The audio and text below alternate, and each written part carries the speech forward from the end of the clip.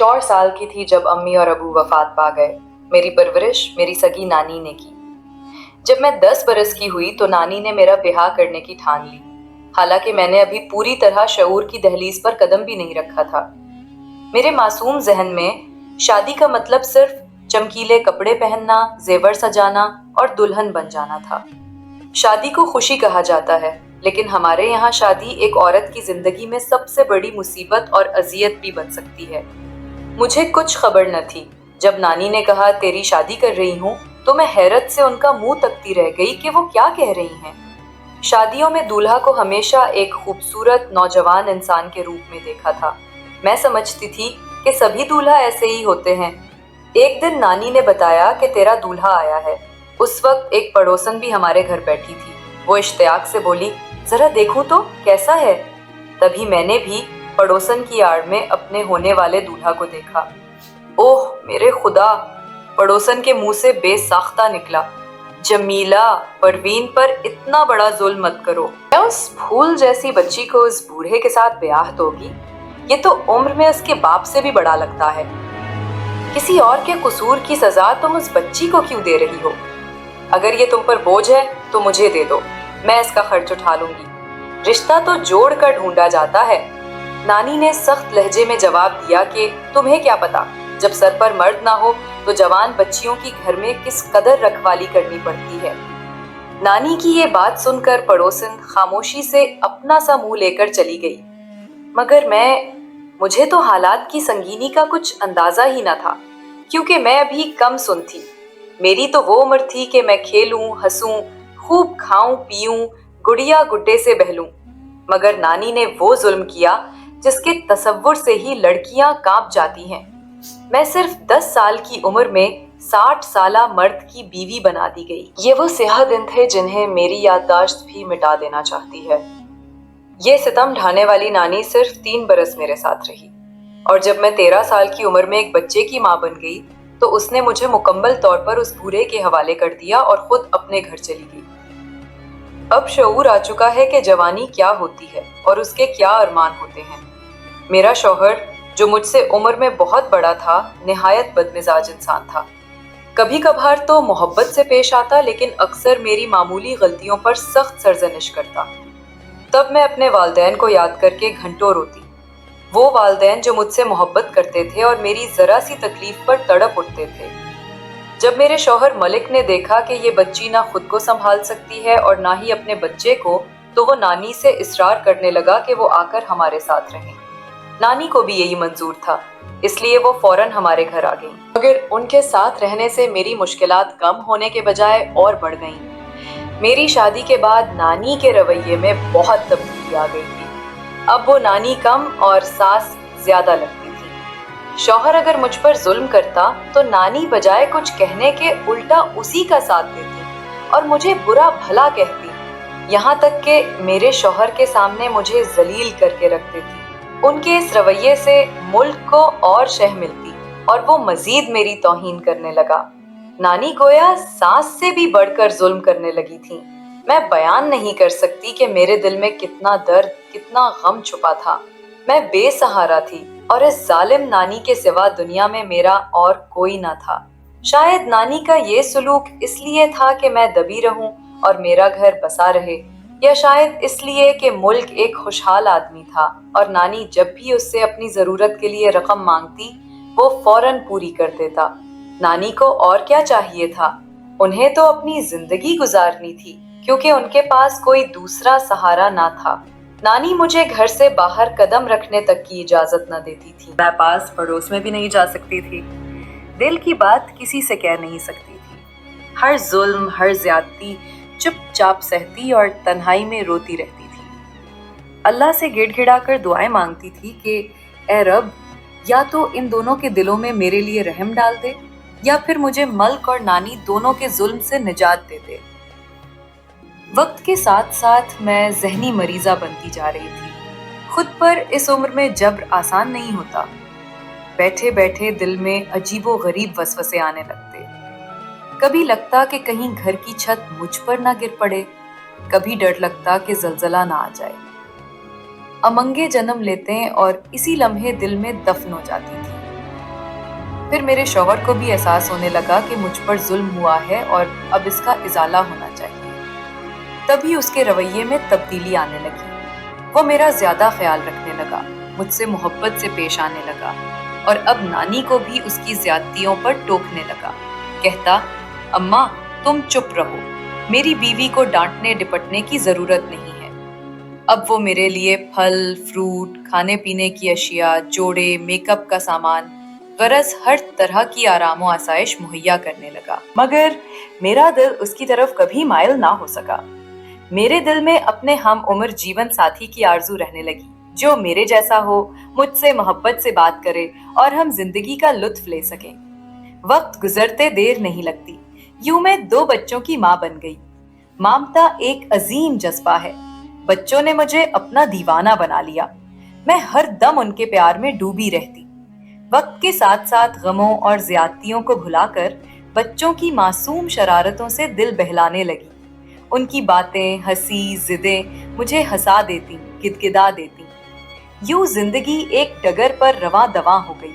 اچانک اچھی بھلی زندگی میں نانی کی نادانی سے بھونچال آ گیا۔ ہوا یوں کہ جانے کیسے نانی کو یہ خیال آ گیا کہ گھر بدلنا چاہیے۔ وہ کہنے لگی کہ یہ گھر چھوٹا ہے۔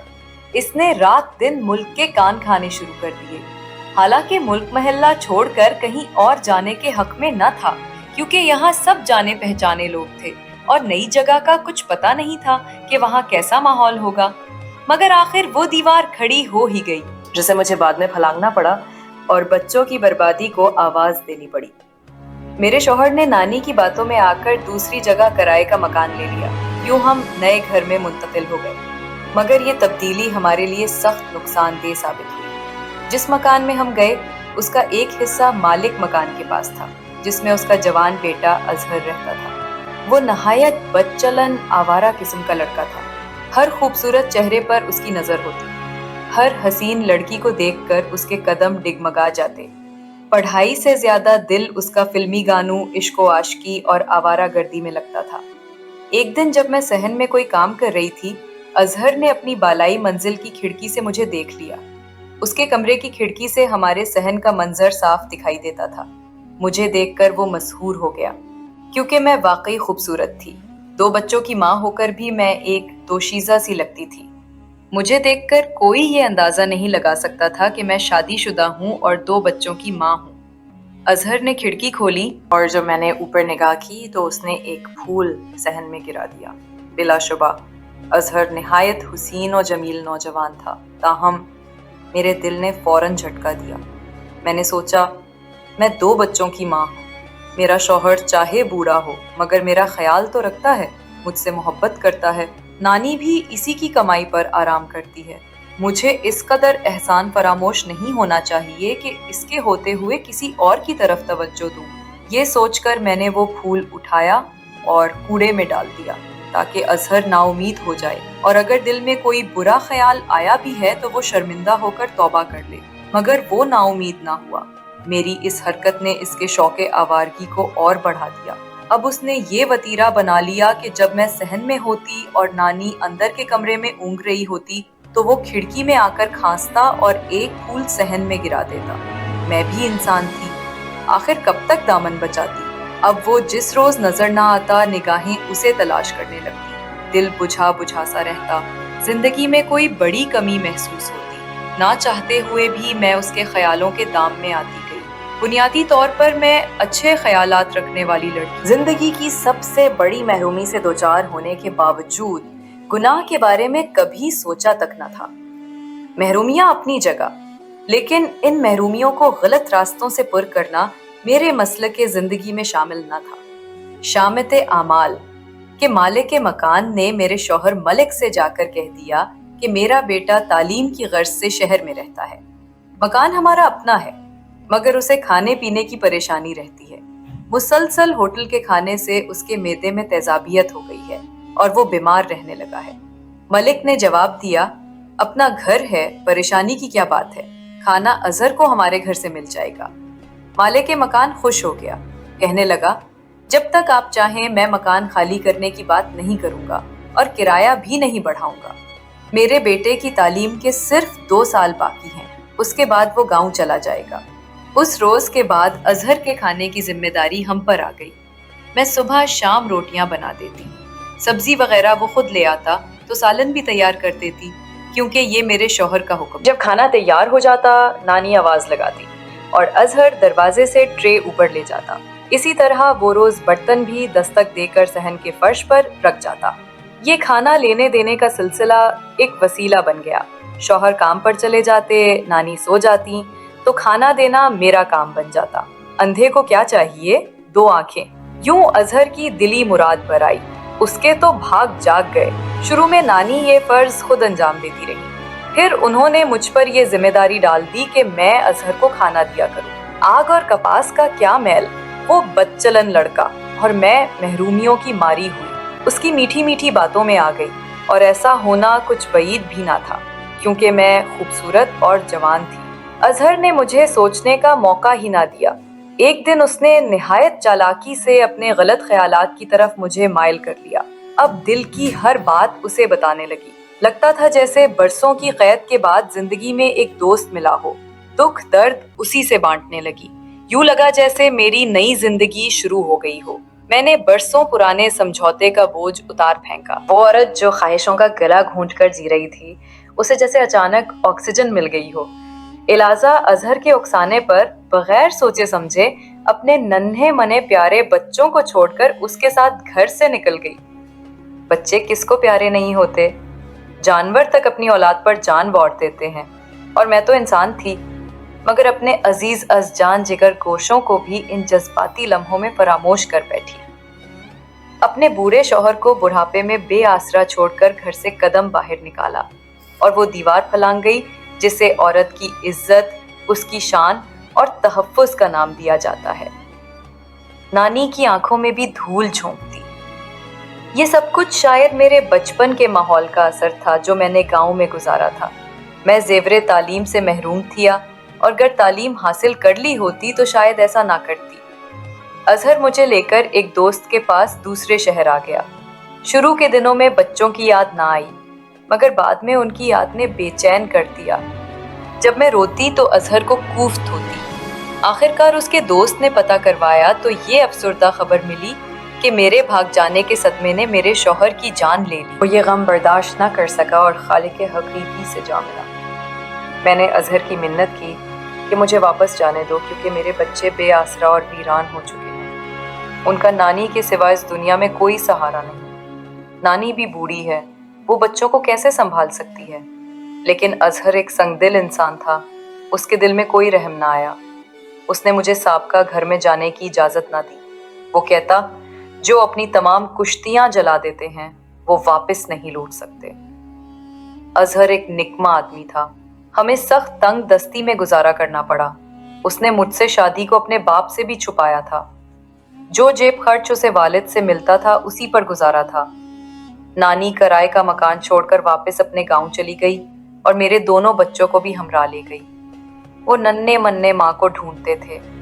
میرے شوہر کے مکان کو نانی نے کرائے پر چڑھا دیا، جس کے کرائے سے بچوں کے دودھ اور ڈبل روٹی کا خرچ بمشکل پورا ہوتا تھا۔ وقت گزرتا رہا۔ جب اظہر باہر جاتا تو باہر سے تالا لگا جاتا تاکہ میں گھر سے نہ نکل سکوں۔ مجھے میرے بچوں کی خبر دینے والا کوئی نہ تھا۔ 4 برس یوں ہی روتے سسکتے گزر گئے۔ اس دوران ایک بچی پیدا ہوئی، مگر چند روز ہی زندہ رہی۔ میں پھر سے تنہا ہو گئی۔ اب مجھے اپنے بچوں سے بے وفائی کی سخت سزا مل رہی تھی، اور میں روتے روتے پاگل ہونے لگی تھی۔ سوچتی تھی کہ کسی طرح اس قید سے نکلوں۔ یہاں تو بورے شوہر کا گھر بھی لاکھ درجہ بہتر تھا۔ کاش میں گھر سے نکلتے وقت کچھ سوچ لیتی، لیکن جوانی کی بھول ہی ہوتی ہے جس کا انجام اچھا نہیں ہوتا، اور جو عمر بھر دکھ دیتی رہتی ہے۔ اٹھتے بیٹھتے جاگتے سوتے ہر دم یہی دعا لبوں پر رہتی، اے اللہ مجھے میرے بچوں سے ملا دے۔ تواتر سے مانگی گئی دعا جو دل سے نکلتی ہو کبھی نہ کبھی قبول ہو ہی جاتی ہے۔ ایک دن اظہر اپنے والد سے گاڑی مانگ کر لایا اور کہا، چلو تمہیں سیر کراؤں، تم بہت اداس اور رنجیدہ رہنے لگی ہو۔ جانے اس کے دل میں کیسے میرے لیے سیر کا خیال آ گیا۔ मैं लम्हा भर को जी उठी। इस चार दीवारी से बाहर निकले हुए मुद्दत गुजर चुकी थी। वो मुझे इस शहर ले आया जहां मेरी नानी का घर था, जहां मेरा शौहर रहता था और जहां मेरे बच्चे रहते थे। हम बाजार से गुजर रहे थे और मैं दिल में सोच रही थी, काश कोई मौजज़ा हो जाए और मैं अपने बच्चों की एक झलक देख सकूं। इसी सोच में खोई हुई थी कि अचानक निगाह दो बच्चों पर पड़ी जो बिल्कुल मेरे फहद और हम्माद जैसे थे, मगर उनके चेहरे मेले, कपड़े गंदे और फटे हुए थे। वो दबले पतले, हड्डियों के ढांचे, मदकूक चेहरों वाले बच्चे भीख मांग रहे थे। इन्हीं देखकर मेरी चीख निकल गई। अजहर ने पूछा, क्या हुआ? मैंने कांपते हाथों से इशारा किया, वो देखो, वो मेरे बच्चे फहद और हम्माद हैं। अजहर बोला, तुम्हें गलत फहमी हुई है, तुम पागल हो गई हो, वो फहद और हम्माद हरगिज नहीं हैं। ये कहते हुए उसने गाड़ी तेजी से आगे निकाल ली और मैं गम से बेहोश होते। मैं उठकर दीवारों से सर टकराने लगी। मेरी चीखें पड़ोस में सुनाई दी तो पड़ोसना ने दीवार के साथ सीढ़ी लगा दी और पूछा, क्या हुआ है? मैं रोते हुए बोली, खुदा के लिए मुझे यहाँ से निकालो, मैं अपने बच्चों को देखना चाहती हूँ। जब होश आया तो अपने आप को घर पर पाया।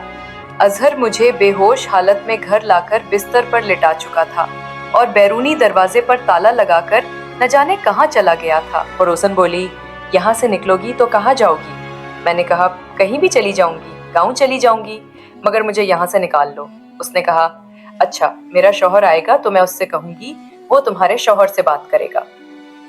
पड़ोस के दबाव पर अजहर मुझे मेरे साबका घर ले गया जहाँ ताला पड़ा हुआ था। नानी के घर पर भी ताला लगा हुआ था। पड़ोसियों ने बताया, तुम्हारी नानी का इंतकाल हो चुका है। कुछ दिन हमने तुम्हारे बच्चों को संभाला, लेकिन एक दिन वो हमारे घर से चुपके से निकल गए और फिर कभी वापस ना आए। हमने बहुत तलाश किया मगर मालूम नहीं वो कहाँ चले गए। ये खबर सुनकर मेरा दिल डूब गया। मैंने अपनी आंखों से फहद और हम्माद को भीख मांगते देखा था। यकीनन वो मेरे ही बच्चे थे। मेरी माँ की आंखें धोखा नहीं खा सकती। काश उस जालिम अजहर ने वहां गाड़ी रोक ली होती, मुझे उनसे बात करने देता तो हम उन्हें अपने साथ ले आते। इस वाक़े को कई बरस बाद चुके हैं, मगर वो मंजर आज भी मेरी आंखों में नक्श है, जब मैंने अपने जिगर के टुकड़ों को सड़क पर भीख मांगते देखा था। खुदा जाने उन पर क्या गुजरी, वो आज किस हाल में होंगे। अजहर ने मुझ पर ऐसी सख्त पाबंदियां आयद कर दी कि मैं उन्हें तलाश भी ना कर सकी। उसे इस मामले से कोई दिलचस्पी न थी कि मेरे बच्चे मुझे मिले या ना मिले। उसे उन यतीमों से क्या सरोकार जिनका बाप मर चुका था और माँ भी खो गई थी। जब तक जिंदा हूँ, मरते दम तक बेचैन रहूंगी। ये एक ऐसी सजा है जो शायद मौत के बाद भी खत्म ना हो। मेरी हर औरत से यही इल्तिजा है कि जब वो एक बार माँ बन जाए तो फिर अपनी ज़ात की खुशियों को पसे पुष्ट डाल दे और अपनी जिंदगी सिर्फ और सिर्फ अपने बच्चों के लिए वक्फ कर दे। कोई औरत मेरे जैसी गलती कभी ना करे, खा शौहर बूढ़ा ही क्यों ना हो।